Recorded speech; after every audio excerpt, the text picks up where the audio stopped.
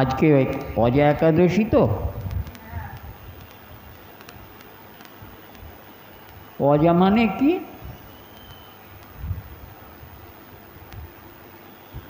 অজা মানে জানেন তো?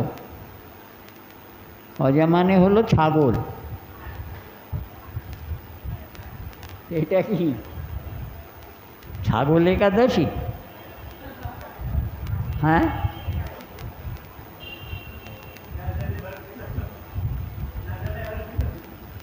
অজা মানে হলো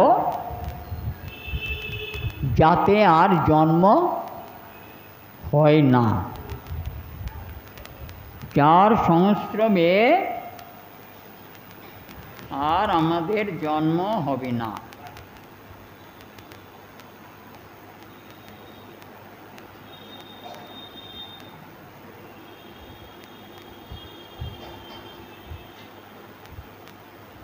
এখন যদি বক্তব্য এটা হয় তাহলে তো আমাদের বলতে হয় তার মানে আমাদের জন্ম হবে না, তার মানে কি? আমরা তো জন্মাতে চাই আবার। হ্যাঁ, কেউ জন্মাতে চান না? কেউ জন্মাতে চান কিনা?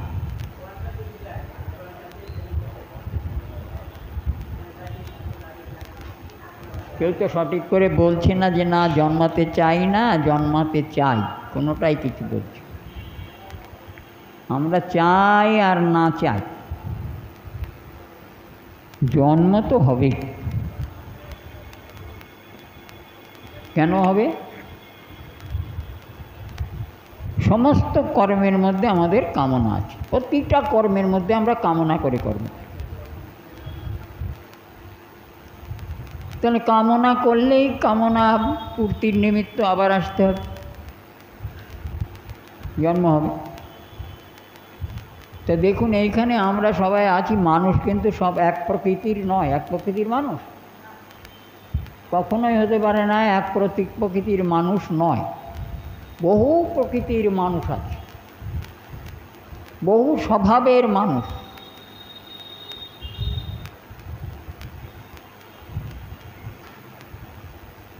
জন্ম হবে না তো এমন কথা নেই, কারণ এই সংসার চক্র সকাম কর্মের স্থান। সব সময় সব কর্মের মধ্যে আমাদের একটা কামনা সংযুক্ত হয়ে আছে। কামনা থেকে নিষ্কৃতি পাওয়া মুশকিল, তো জন্ম আমাদের হবে। যেমন ধরুন এখানে অনেক মানুষ আছেন, তাদের ওপরে দেহে মানুষাকার, কিন্তু তাদের চরিত্র বা স্বভাব অত্যন্ত ক্রূর, হিংস্র। সবসময় হিংসা করা তার স্বভাব। এইরকম ক্রূর বুদ্ধিসম্পন্ন হিংস্র মানুষ, তারা মরে কি হবে বলুন তো? তারা জন্মাবে না, তারা কি হবে মরে?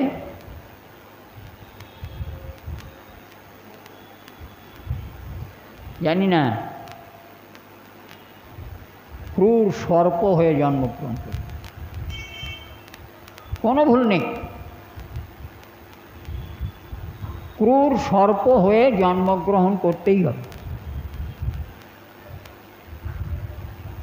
প্রথমেই বলে রাখি, তাই জন্যে আমাদের সবসময় স্বভাব সংযত করতে হবে, আচ্ছা তো এমনি হবে না। কোনো সদ্বস্তুর সংস্রব না করলে স্বভাবের পরিবর্তন হওয়া বড় মুশকিল, তাই হয় না।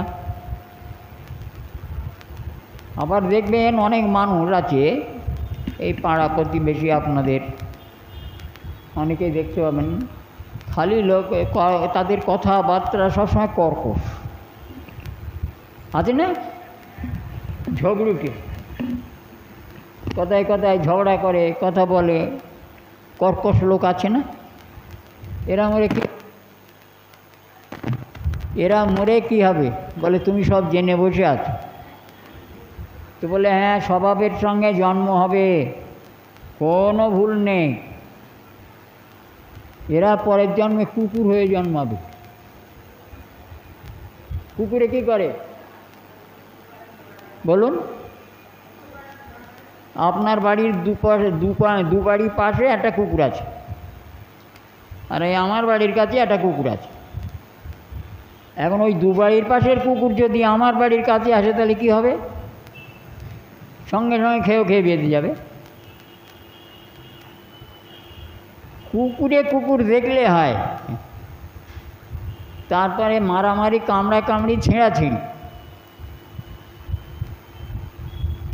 এই ঝগড়ুটে মানুষেরা খুব সাবধানে সংযত হয়ে যেতে হবে আমাদের। যে কথা শুনেছি আমরা ভাগবতে, এটা মিথ্যা নয়। কুকুর হয়ে জন্ম। আবার অনেক লোক আছে দেখবেন ভেদামার কাজ, শুধু খেতে ভালোবাসে। যত খাওয়া, যা কিছু খাওয়া, যা কোনো কিছুতে তার বিঘ্ন নেই। খাবার পেলে হয়, খেয়ে যাবে। এবার কেউ বলুন আপনারা কি হবে সে? হ্যাঁ, কি হবে? শুনতে পাচ্ছি না, তারা কি হবে? একটু জোর, গলায় জোর করো। এরা পরের জন্মে শূকর হয়ে জন্মগ্রহণ করবে। শূকর দেখতেই পান কি খায়। ওদের খাওয়ায় কোনো বাদ বিচার নেই। কাদামাটির মধ্যে থাকবে, বন বাজারের কচু আর থাকবে না। এছাড়াও নোংরা সমস্ত খাদ্য খাবার খায়। এদের শূকর হয়ে জন্মাতে হয়। আবার অনেক লোক দেখবেন ধন, অর্থ, গাড়ি বাড়ি, এত দাম্ভিক যে আপনার সঙ্গে কথা বলবেন উঁচু মাথা, কোনো স্থানে নত হয় না। টাকা পয়সা আছে তো সব কিছু করতে পারে। দাম্ভিক লোক, এরম মরে কি হবে? এবারটা বলুন। এরকম দাম্ভিক লোক মারা গেলে তারা কি দেহ পাবে? হ্যাঁ, এবার বলুন।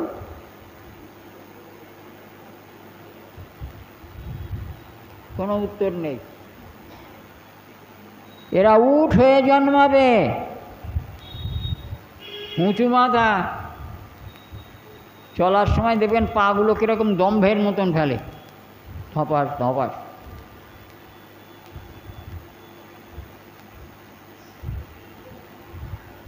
ওরা বলে আমরা সবার চাইতে বড়,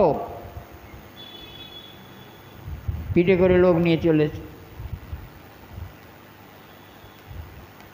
বিরাট বড় কুঁজি একটা পিঠের উপরে, কারোর দুটো। দাম্ভিক ব্যক্তির উট হয়ে জন্মাতে হবে, তা নাহলে এসবগুলো আসবে কোত্থেকে? এসব জন্তু জানোয়ার সব আসছে। অনেক আছে ধন ও কুবের, পয়সা খরচ করবে না, কোনো সৎকর্ম ব্যয় করবে না, ভগবত স্থানে দান করবে না, সাধু ভক্তদের কিছু দেবে না। বাড়ি থেকে বাড়ি গেলে বাবা যাও, হবে না। এরা কি হবে? বলে আমরা অত জেনে বসে আছি নাকি? ওই যক্ষ কুবেরের ওই অজগর সর্প হয়ে জন্মগ্রহণ করে। অজগর সর্প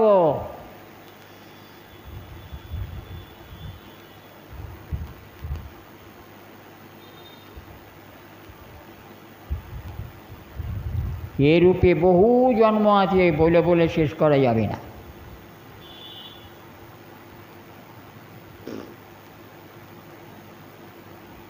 স্বভাবের সঙ্গে আমাদের দেহ লাভ হয়েছে, তাই আমরা এখানে সবাই এক প্রকার প্রকৃতির মানুষ নই।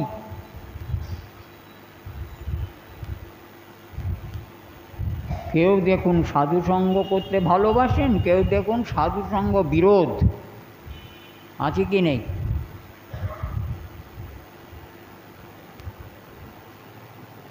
তাহলে আমাদের এই জন্ম থেকে নিষ্কৃতি হবে না বলে আমরা তো জন্ম থেকে নিষ্কৃতি পেতে চাইনি, আমরা তো জন্মাতেই চাই আবার আসবো আবার ভোগ করবো ইত্যাদি ইত্যাদি। কেউ চান নাকি জন্ম না হোক? এই জন্মটাকেই ছাড়তে চাই না।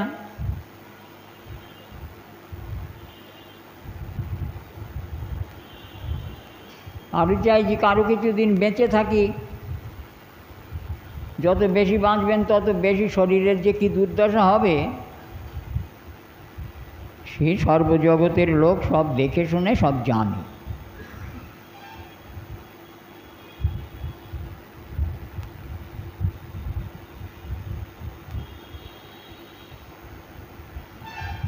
গীতায় নবমে 33 শ্লোকে, নবম অধ্যায়ের 33 শ্লোকে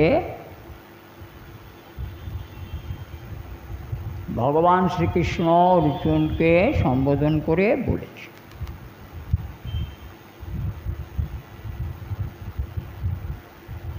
কি বলেছেন না বলেছেন?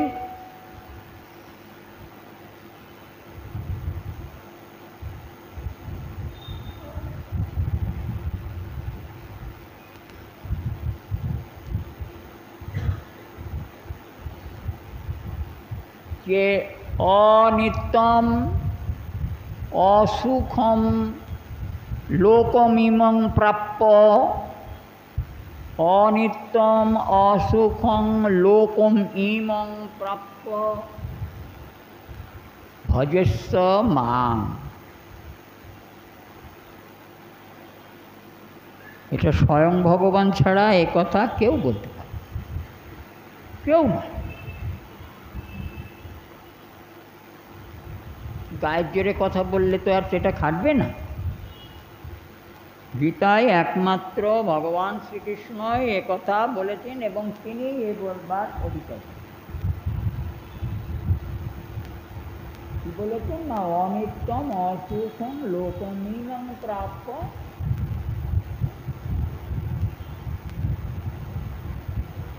ভজস্ব মা। তাহলে কৃষ্ণের বক্তব্য হচ্ছে এ জগৎ সুখময়, তো জগৎ সুখময়। অনেকে বলে জগৎ আনন্দময়, যার মনে যা লয়। এটা কি সত্যি? জগতে সুখ আছে কি?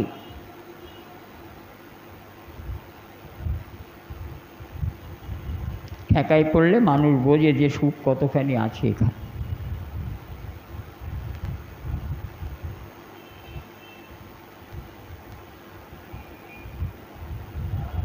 অনিত্যম, এখানে কোনো কিছু নিত্য নয়।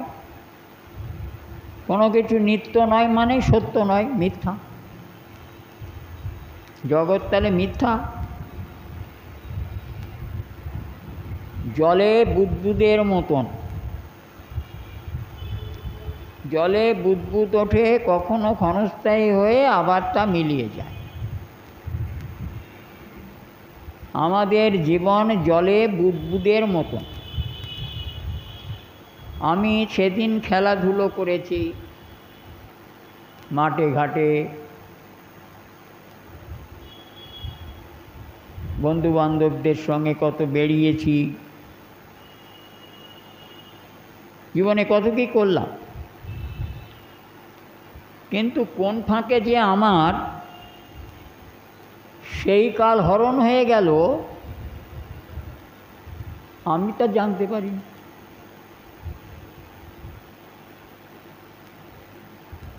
আমি তা জানতে পারিনি। কালে কালে আমার শরীরে অসমর্থতা এসে উপস্থিত হচ্ছে।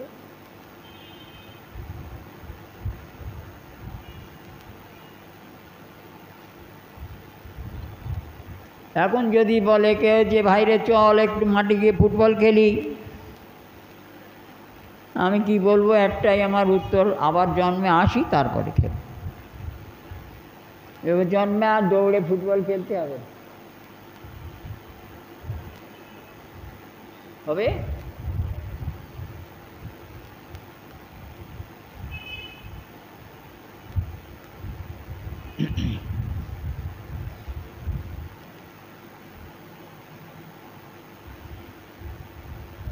অসুখ। এখানে কোনো প্রকার সুখ নেই। যেটার মধ্যে সুখ দেখতে চেষ্টা করব সেটাই দুঃখ আছে বেশি।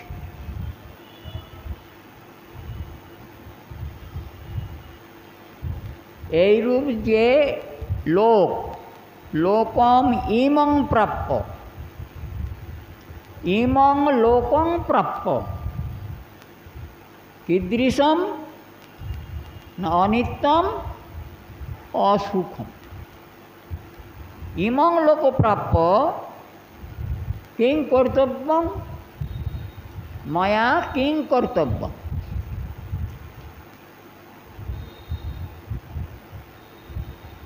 ভজস্ব মাং, মাং ভজ। কাকে ভজনা করতে বলেছেন? কে বলেছেন? কৃষ্ণ। কাকে বলেছেন? অর্জুনকে। মাং ভজ, তোমাকে কি জন্য ভজনা করব?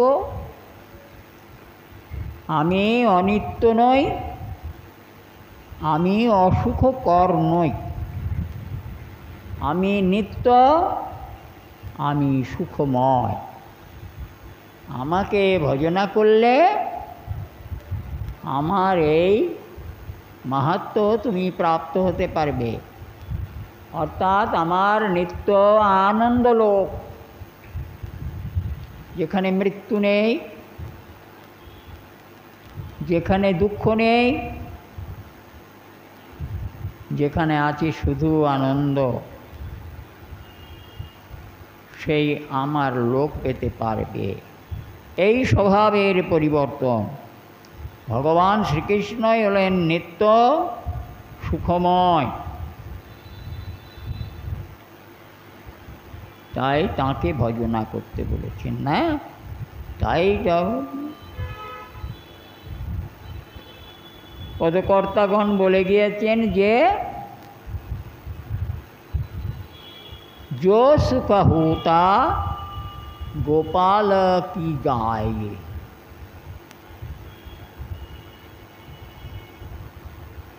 सो सुख होता ना जप तप किए। भगवान कृष्णेर गुणगान करे जे सुख लाभ करा जाए, जप तप आदि द्वारा, यज्ञ जाग यज्ञ যোগ ইত্যাদির দ্বারা তা প্রাপ্ত হওয়া যায়।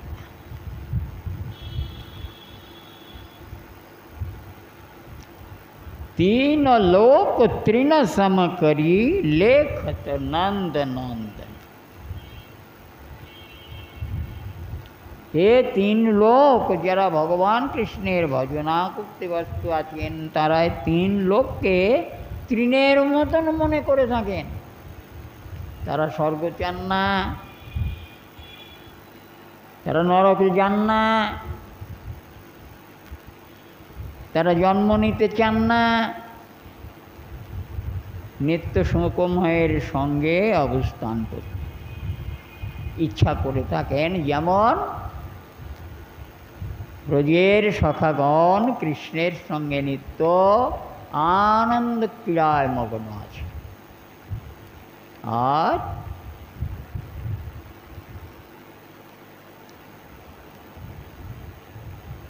বৃন্দাবনে যোগপীঠের কথা বলা হয় না? যোগপীঠ মানে কোন যোগপীঠের কথা বলা হয়? যোগপীঠ শব্দের অর্থ কি না? যোগপীঠ শব্দের অর্থ হলো যেখানে নিজের সমস্ত পরিকরগণের সঙ্গে ভগবান শ্রীকৃষ্ণ রাধিকা সহিত অবস্থান করে থাকেন। নিত্য পরিকরগণের সঙ্গে শ্রী রাধিকার সহিত কৃষ্ণ যেখানে নিত্য অবস্থান করে থাকেন, সেটার নাম হলো যোগপীঠ। মনে থাকবে?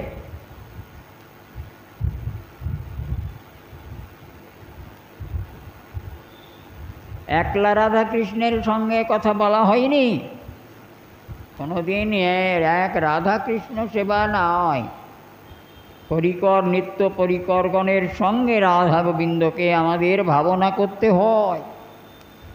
আমরা শুধু রাধা গোবিন্দের ভাবনা করি না, আমরা যোগপীঠের ভাবনা করি। এটাই যোগপীঠ।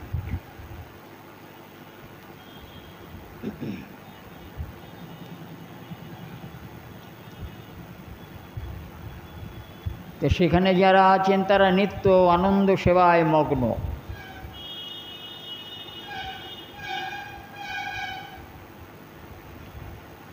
এক একজনের এক এক প্রকার সেবা দায়িত্ব নিয়ে সেখানে নিত্য সেবা করেছে। আর সেবা থেকে তার যে কি সুখ আর আনন্দ, সেবানিষ্ঠা না হলে তারা জানতে পারবে কখনোই না। এবার আমাদের নিত্য আস্বাদনের মধ্যে একটু এই কথার সঙ্গে সংযুক্ত করে একটু প্রবেশ করব। শ্রীমান মহাপ্রভু গৌর সুন্দর সনাতন গোস্বামী প্রভুপাদকে সাধ্য সাধন তত্ত্ব বর্ণন প্রসঙ্গে এবার ৩৩ অধ্যায়েতে প্রেম তত্ত্ব বর্ণন করে শ্রবণ করাচ্ছে।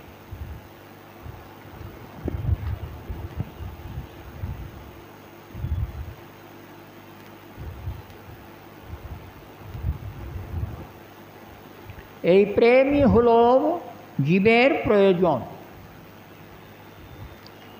প্রেম ছাড়া কেউ থাকে না, নেই, সবার মধ্যে প্রেম আছে, কিন্তু সেটা সঠিক স্থানেতে প্রকাশ হয় না। তাই প্রেম প্রয়োজনের কথা মহাপ্রভু এবার সনাতন প্রভুকে বলছে। আর সেই বিষয়ের আবাসনের মধ্যে আমরা এবার প্রবেশ করছি। তখন যে বললেন নিত্য পরিকর যে কথাটা আমাদের উঠে এলো, সেই কথা প্রেমতত্ত্ব কথা। এবার এখানে শ্রীমান মহাপ্রভু বলেছেন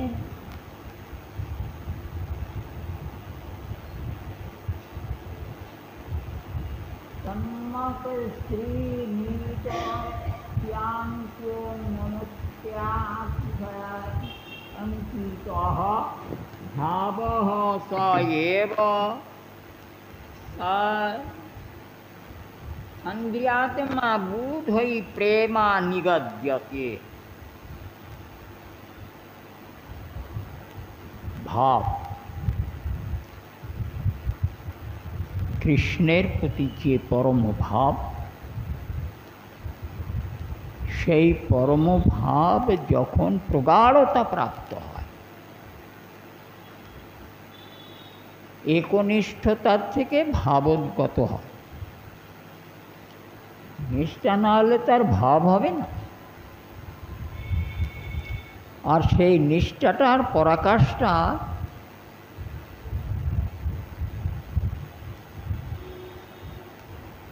যে পরাকাষ্ঠা ভাব, সেই ভাবের পরাকাষ্ঠার নাম, পরাকাষ্ঠা থেকে প্রেম উদ্গত হয়ে থাকে। আর এই ভাবের স্বভাব হলো কেমন জানেন? গল্প, আবার একটা দৃষ্টান্ত দিতে হয়। ওই অনেকে আছে না, দেখবেন ছিপ নিয়ে জলে গিয়ে মাছ ধরে, দেখেছেন না? নিজেরাও ধরেছেন তো দেখবেন ওই ছিপের যে বাঁশের যে কঞ্চিটা, ওটা ডগা, ওটা বেঁকা থাকে, থাকে না? গেরোগুলো বেঁকা থাকে অনেক সময়। ওইটা কি করতে হয় জানেন? ওইটা তেল মাখাতে হয়, গেরোগুলো তেল মাখিয়ে ওটা আগুনের উপরে ধরতে হয়, ওটা নরম হয়ে যায়। নরম হয়ে গেলে যে দিকটাই আপনার বেঁকা আছে সেটা সোজা করে দিতে হলে চাপ দিতে আসতে, হ্যাঁ, এটা আস্তে আস্তে চাপ দিলে ওটা সোজা হয়ে যাবে, ও আর বেঁকা হবে। ওই প্রত্যেকটা গেরো যেখানে যেখানে বেঁকা থাকে ওটা ভালো করে তেল মাখিয়ে তাপ দিতে হয়, আগুন জ্বেলে তার উপরে তাপ দিতে হয়, দিলে আস্তে আস্তে ওটা যখন নরম দেখবেন নরম হয়ে যাবে, যেদিকে বেঁকাবেন সেদিকে। এভাবে ওই শিবটাকে সোজা করা হয়। তাহলে তাপ আর ভাব এখন এখানে ধরুন দুটো এক বছর আপনার বেঁকা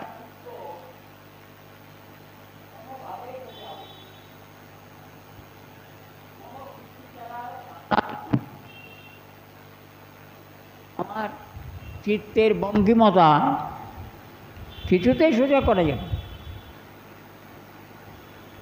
এই কৃষ্ণের প্রতি যে নৈষ্ঠিকী ভাব, এই ভাব হলো অগ্নিতাপ, আর ওই ভাব অগ্নিতাপেতে চিত্ত সরল হয়, কুটিল চিত্ত সরল হয়ে যাবে, বঙ্কিম চিত্ত সরল হয়ে যাবে। যখন বঙ্কিম চিত্ত ভাবের দ্বারা সরলীকৃত হবে তখন সেখানে কি হবে,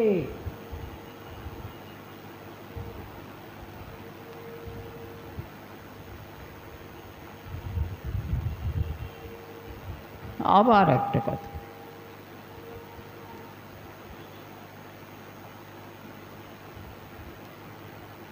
ওই পাইপে অনেক সময় তেল বা জল ঢালা হয় না, পাইপ দিয়ে, তো ওই পাইপটা কি কীরকম থাকে, বেঁকানো মুচড়ানো না সোজা থাকে? পাইপটা সোজা থাকে। তেল তুলতে গেলে বা তেল ঢালতে গেলে পাইপটাকে সোজা রাখতে হবে, নাইলে এলোমেলো হয়ে পড়বে। তো ভগবান শ্রীকৃষ্ণের প্রতি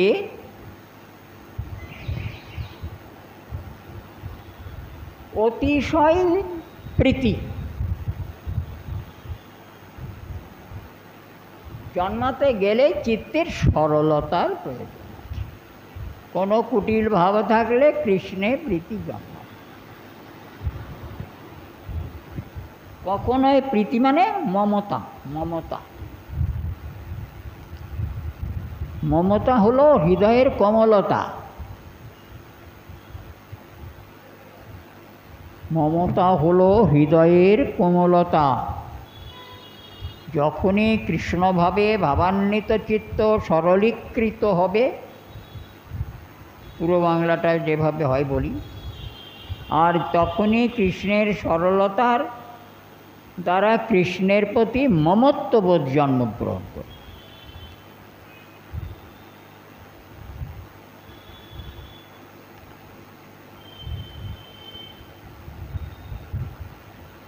একজন মা, তার একটা ছেলে, দৃষ্টান্তে বুঝে নেবেন যে মমত্ব কীরকম জিনিস। তার একটা ছেলে, এই 7-8 বছর বয়স, তো স্বামী কোনো দূরে চাকরি করুক আর যাই করুক, ছেলে আর মা থাকে বাড়ি। আপনাদের মধ্যেও আছে, অনেক দিন এক জায়গায় থাকতে গেলে একঘেয়ে লাগে, তখন মনে হয় জানেন কী বলে, হাঁপিয়ে ওঠে মনটা, তাই না? মনে হয় কোথাও একটু বেরিয়ে আসি, ছুটে ঘুরে আসি। হ্যাঁ, হয়তো না, হয় না? আমার হয় না। আমি এক জায়গায় সেই জেলখানার মতন পচে মরছি, আমার হওয়ার সময় নয়, সুযোগ নেই। তো এরকম একজন মা, 8 বছরের সেই ছেলে, তো মার শরীরটা মনটা হাঁপিয়ে উঠেছে, অনেক দিন কোথাও যায়নি বলে হাঁপিয়ে উঠেছে। আপনারা সবটুকু শুনে মনে করবেন, বলবেন যে এগুলো হয় না, মিথ্যে কথা। হতেও পারে, এসব কাহিনী তো জানা যায়, শোনা যায়। তো মা করেছে কি, ছেলেটাকে ঘরে রেখে তালা দিয়ে 10 দিনের জন্য বেড়াতে গিয়েছে। কি বুঝলেন? বুঝতে পেরেছেন কিছু না পারেননি? 10 দিনের জন্যে দরজায় তালা দিয়ে, ছেলে ঘরে রেখে 10 দিনের জন্য তালা দিয়ে মা চলে গিয়েছে বেড়াতে।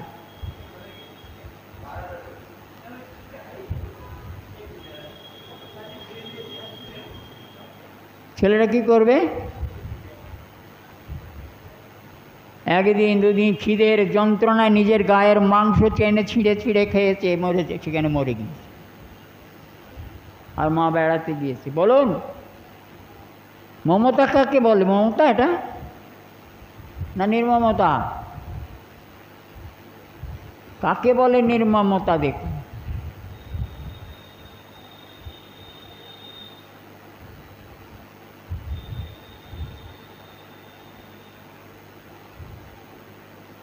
এ সংসারে যদি এরকম নির্মমতা থাকে অন্তরে, তার কখনোই মমতা বা আবার মন্তর সরল নয়। আত্মসুখী নির্মম বুদ্ধি, এদের জীবন কিচ্ছু নেই। তাহলে কৃষ্ণে ভাব হবে কখন? আস্তে আস্তে আসবো, এসব কথা অনেক ভেঙে ভেঙে কথা বলতে হবে। কৃষ্ণে ভাব আমার তখনই হবে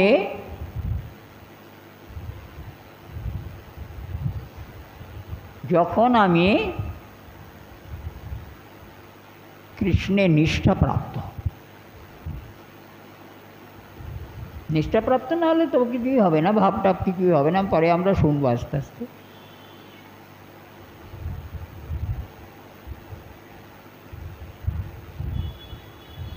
আর যতদিন পর্যন্ত চিত্তে কোনো রকম ভগবতে ভাব সৃষ্টি না হবে,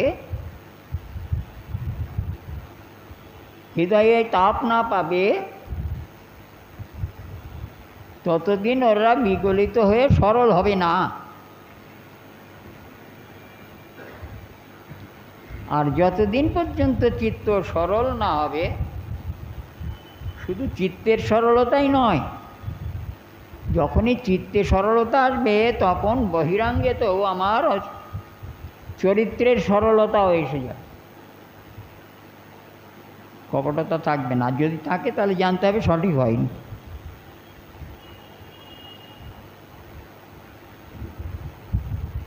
আর যখনই চিত্ত সরল হবে ভগবত ভাবেতে, তখনই কৃষ্ণের প্রতি ভাবযুক্ত হলে কৃষ্ণের প্রতি আপনত্ব বা মমত্ববোধ সৃষ্টি, অত্যন্ত মমত্ববোধ জন্মগ্রহণ করবে। আর এই মমত্ববোধই হচ্ছে, বলছেন যে যখনই মমত্ববোধ হবে ওটাই হলো প্রেম। প্রেম নিগদ্যতে, তখন তাকে প্রেম বলা হয়। তাহলে মমত্ববোধ না হওয়া পর্যন্ত বুঝতে হবে আমাদের প্রেম হয়নি। ভাব না হলে চিত্ত সরল হবে না। তাহলে ভাব থেকে চিত্ত সরল হবে, চিত্ত সরল হলে কৃষ্ণের প্রতি মমত্ব জন্মাবে। আর এই মমত্ব যখনই হবে তখনই সেটা প্রেম। তার থেকে তার নানা প্রকার ভাব আবেশ ইত্যাদি সৃষ্টি হবে। চোখে জল, তার সেবা না করতে পারলে সুখ হবে না, অন্তর ভালো লাগবে না। নিয়ম করে নিত্য তার সেবাতে নিয়োজিত থাকা। আমরা আমাদের যাচাই করব, এরপরে যখন বলবো তখন শুনবেন যে নিজেদের যাচাই করে নেওয়ার মতন আমরা কতদূর কোন জায়গায় পৌঁছেছি সেটা আমরা বুঝতে পারব। আমাদের এরকম হয়েছে কি না নিজেদের বিচার করব। বিচার তো অবশ্যই করতে হবে, ভগবত ভজনে এসে সবসময় নিজেকে বিচার করতে হবে, ভাবনা করতে হবে। অন্তরে ভগবতের স্মরণ নিতে হবে।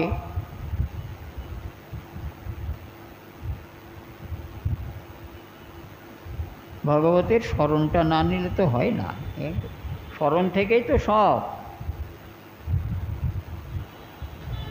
নিষ্ঠা সব।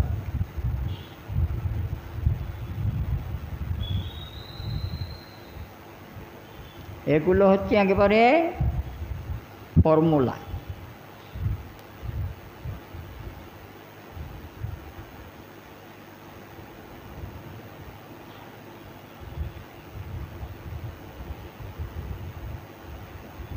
অনন্য মমতা, মমতা বিষ্ণু মমতা প্রেম সঙ্গতা ভক্তি চকে ভীষ্ম প্রহ্লাদ ধ্রুবাদয় ধ্রুব নারদাদয়।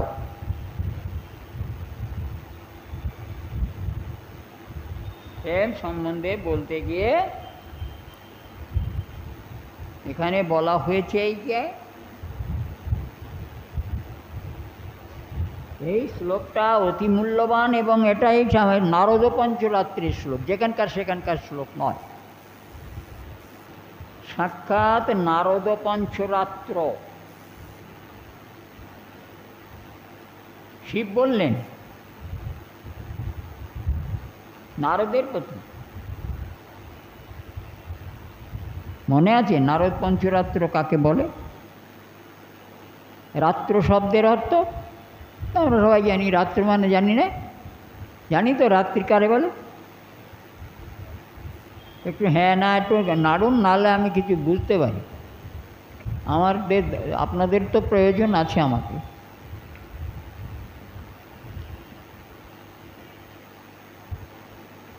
রাত্র শব্দের অর্থ হলো বিশুদ্ধ জ্ঞান,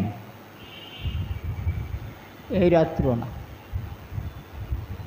রাত্র শব্দের অর্থ হলো বিশুদ্ধ জ্ঞান। 5 প্রকার বিশুদ্ধ জ্ঞানের দ্বারা দেবর্ষি নারদকে ভগবান শিব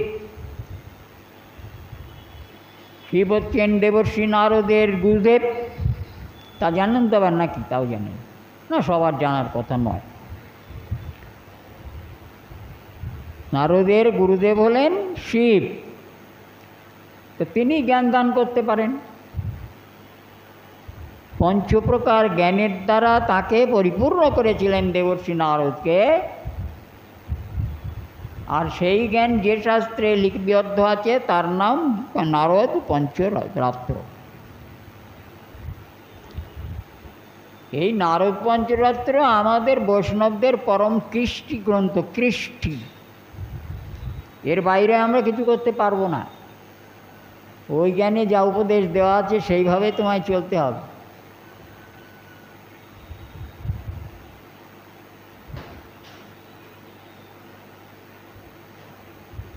ওই জ্ঞান নিয়েই সব সাধু মহৎ বৈষ্ণব জ্ঞান চলে থাকে, লেখাই আছে।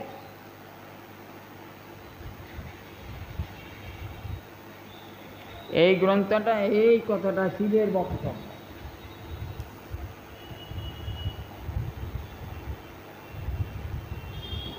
এবং এটা হরিভক্তি বিলাসেতেও বর্ণিত আছে। অত দরকার নেই, এখানে যেটা বললেন অনন্য মমতা বিষ্ণু মমতা প্রেম লক্ষণা প্রেম সঙ্গতা ভক্তি ইত্যুচ্যতে ভীষ্ম প্রহ্লাদ উদ্ধব নারদই, এরা সবাই বলেছে। সবার আগে ভীষ্মের কথা আছে। ভীষ্মদেব এই গীতাজ্ঞান যে কজনা জানেন তার মধ্যে ভীষ্মদেব একজনা। আমরা গীতাজ্ঞান জানি? জানি না। 4 আনা গীতাজ্ঞান আছে ভীষ্মদেবে।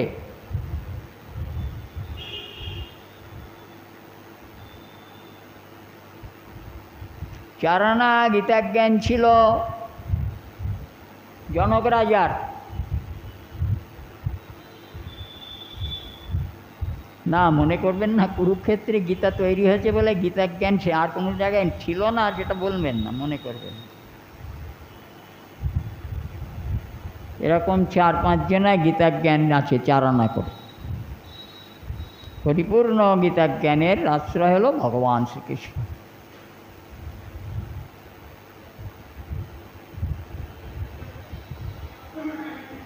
তা বলছেন কি অনন্য মমতা বিষ্ণু, বিষ্ণু মানে কৃষ্ণে, কৃষ্ণের প্রতি অনন্য মমতা। আর মমতা কিভাবে হয়েছে আমরা শুনেছি, ভাব থেকে সরলতা, সরলতা থেকে মমত্ব, তিনটে চিজ। ভাব থেকে সরলতা আর সরলতা থেকে মমত্ব বোধ আসবে। যদি আপনাদের কৃষ্ণে মমত্ববোধ এসে থাকে তাহলে তার থেকেই আপনারা কৃষ্ণের প্রেম প্রাপ্ত হয়ে থাকবেন। এটাই কৃষ্ণের ইচ্ছা, এটাই কৃষ্ণ চান। তাই গীতায় ওটা বলেছেন যে অনিত্যম অসুখং লোকমিমং প্রাপ্য ভজস্ব মাং। আমাকে ভজনা করবে, আর কাউকে করবে না, একেবারে নিষিদ্ধ। ভজস্ব মাং, আমাকে ভজনা করবে করবে করবে।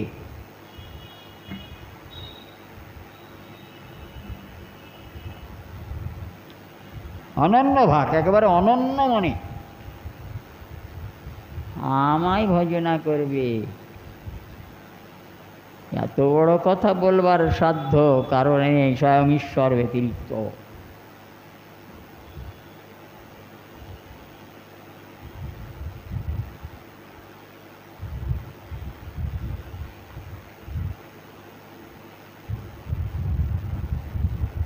তাই কৃষ্ণের প্রতি অনন্য মমতা, নিরন্তর কৃষ্ণকে নিষ্ঠা, কৃষ্ণকেই চেষ্টা,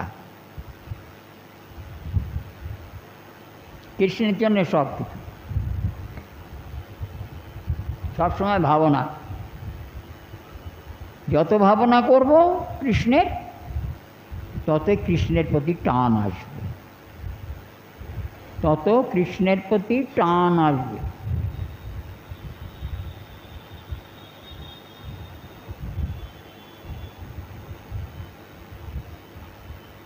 এই মমত্ব। তাই ভীষ্মদেব, প্রহ্লাদ, ধ্রুব, নারদেরা সকলেই একযোগে একই কথা বলেছে যে বিষ্ণুতে যে অনন্য মমতা,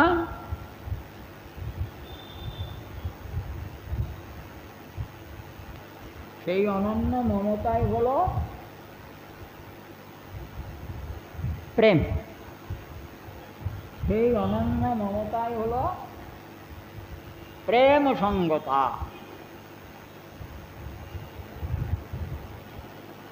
প্রেম সঙ্গতা ভক্তির ইত্যুচ্যতে। ইহাই প্রেম ভক্তি বলিয়া বর্ণিত হয়ে থাকে, কথিত হয়ে থাকে, বলা হয়ে থাকে। ভীষ্ম, প্রহ্লাদ, ধ্রুব, নারদ এই একই কথা বলেছেন।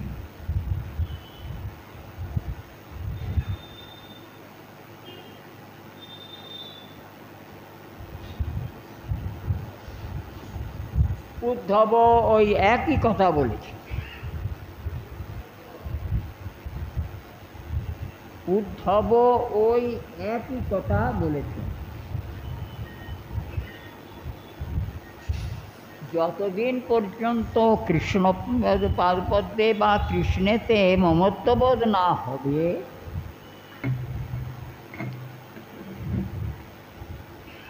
ভালোবাসার টান, নিজের অত্যন্ত প্রিয়জনকে একদিন না দেখলে যেমন তার জন্যে বুক পড়ে না, মন পড়ে না, অতি প্রিয়জন যদি আমার কাছ থেকে দূরে যায় তার জন্য আমার মন পড়ে কি না, তার জন্য আমার মন পড়বে।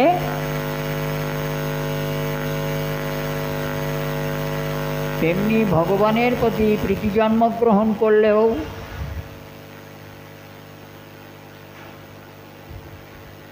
মমত্ব জাগলে তার জন্য আমার মন পুড়বে, মন কাঁদবে। এই তোমার সঙ্গে সংযোগ হয়ে গিয়েছে, এইবার কৃষ্ণের মন কাঁদবে তোমার জন্য। এইবার মন কাঁদবে কৃষ্ণের তোমার জন্যে, হয়েছে কি না? মন কাঁদে কি না? যদি তোমার মন কাঁদে তবে কৃষ্ণেরও মন কাঁদবে, তোমার সঙ্গে যোগ হয়ে গেল। এই মমত্ব, এটাই প্রেম। এই মমত্ব কৃষ্ণকেও মমতা যুক্ত করে তোলে তোমার প্রতি, তুমিও কৃষ্ণের প্রতি মমত্ব যুক্ত হয়ে গেলে, দুজনার সঙ্গে সংযোগ হয়ে গেল। এই প্রেম ভাব ক্রমশ চলবে, আর কখনো তা শান্ত হবে না। দুজনার প্রেমরস তখন আস্বাদন করবে। ভক্তের প্রেমরস কৃষ্ণ, আর কৃষ্ণের প্রেমরস ভক্ত পরস্পর আস্বাদন করে থাকে। তাই জন্যে যত মহাজনেরা ওই একটা বিষয়কেই প্রেম বলে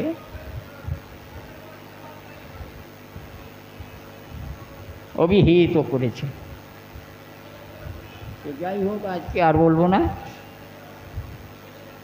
কষ্ট হচ্ছে। আবার আগামী দিন শনিবারে যা বলাবেন প্রভু আমরা তাই আস্বাদন করব। নিতাই গৌরী সীতানাথ প্রেমানন্দে হরি হরি বল।